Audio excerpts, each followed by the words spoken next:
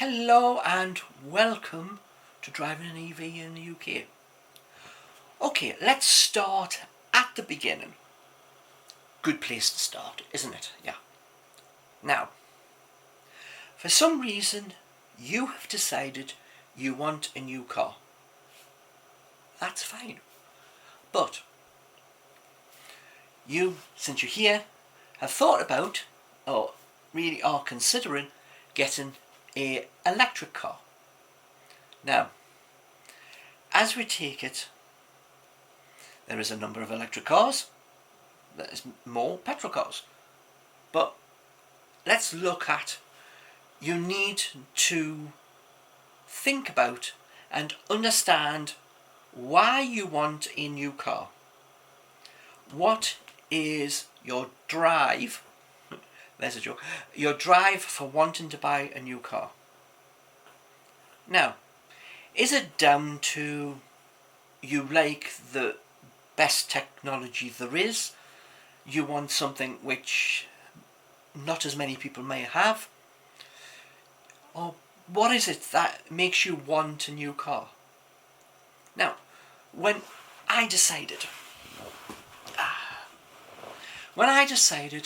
I was going to get a new car, the reason was not that my current car has come to its end of its life, because it hasn't.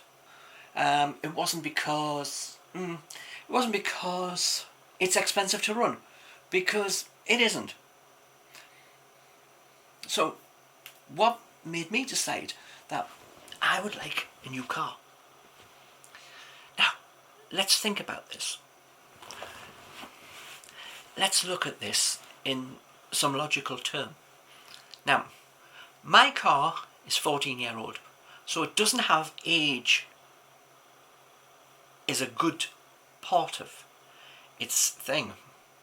So my car would be a little more likely to have certain parts fail on it, and therefore require to go in the garage and cost money to get fixed. Yeah, that's the downside. And as I say, it's not expensive to run my car. Why? Because my current car is LPG.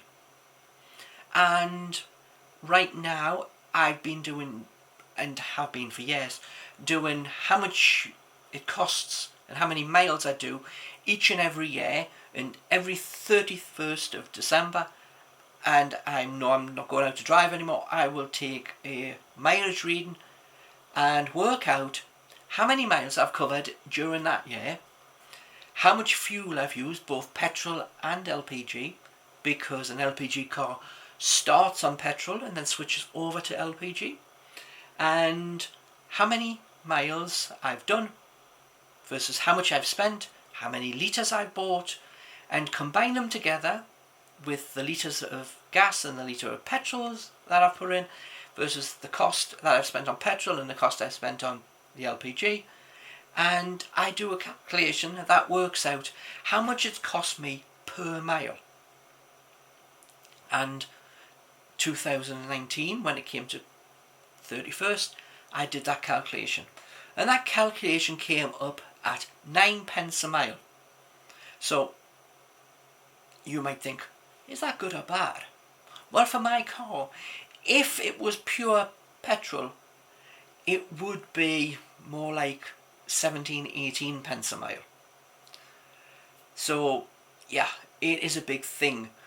You're looking at that, having LPG on my car versus not having it on saved me well over £800 just in 1 year. So my car isn't expensive to run. So why would I want to move to an electric car? Well, you are down to a number of things. My car being LPG, there isn't as many repair stations, even though it takes very little to repair. Frankly, it's now had a service and won't need anything else done to it for 3 years, at least, as long as you run the rest of the stuff and keep clean spark plugs and check the oil filters, air filters, that type of stuff. It'll be fine, it won't need anything else doing to it. But the person where I live who fitted the system has technically retired, and so in a couple of years' time I may not be able to get him to repair the car, and the next company nearby is quite a distance to drive to, and he's like twice as expensive. So any repair, and with the car being 14-year-old, there is nothing wrong with the car. It is totally sound. I maintain my car to a high standard, so therefore it's good. What failed my last car was its bodywork and needing welding, and not the engine. So my car is good for at least another, well, I was planning to keep it for another 5-6 years. I don't buy a car and get rid of it like that. I buy a car and keep it for quite some time. So why would I want right now to buy an electric car? What benefits can I get from buying an electric car, or just buying a newer petrol or diesel car? Well, I wasn't going to buy diesel on the grounds that diesel cars' emissions are bad, they're going to be hit harder with more higher road tax, all of them things. And why not just buy another petrol car? Well, petrol car mileage is pretty poor, so it isn't all that good. And any petrol car I get, I would still want to put gas on it because it's just still cheaper to run. But with now harder to have fitted, harder to maybe maintain in the future, then that's going to be more of a bigger problem going forward. It's fine if you don't plan to keep cars for very long, but I'm not that type of person. So my aim when I thought about getting the new car was, okay, it is a very big expense. How can I justify, and where am I going to make the savings to have enough money to buy this car? Right, so it went down to the following. An electric car has less moving parts. So that's less little tiny things which cost maybe not very much to buy, but to get a garage to fit them makes them parts very expensive to fit. So with less moving parts, less to go wrong. With less moving parts and that it's quieter, there's a benefit. The current benefit is that there is a number of fueling stations for an electric car that are free, and that your unit price, if you look at how much you pay for your electricity, is possibly 17-18 pence.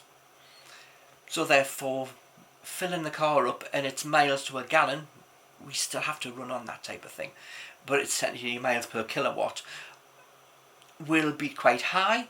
So therefore, yeah, we might get 4 or 5 miles for every kilowatt at 18 pence. So 5 divided by 18 pence is how much?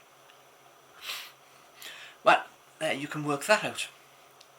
So therefore we have a reason that we are going to drop in how much we spend on fuel down the scale.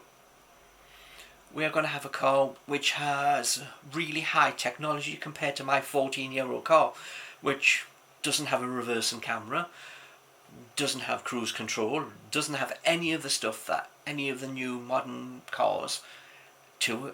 The newer car will be safer, stronger, and hopefully last even longer than I've had any other car before. So it may be a bigger expense, but over time it should save me a lot more money. Not only the cost of having things repaired, but the time off the road the car spends in the garage. So find your reason why you want to buy a new car. Find your reason why an electric car can fit what you want to do. Now, we'll come and look at some of these things more in future videos. But for now, find the reason why. Write down what you want to get. Write down what your expectations are. Right now, don't rush into buying something. Think before you leap. And I will see you on the next video. Please like, comment and subscribe. Bye for now.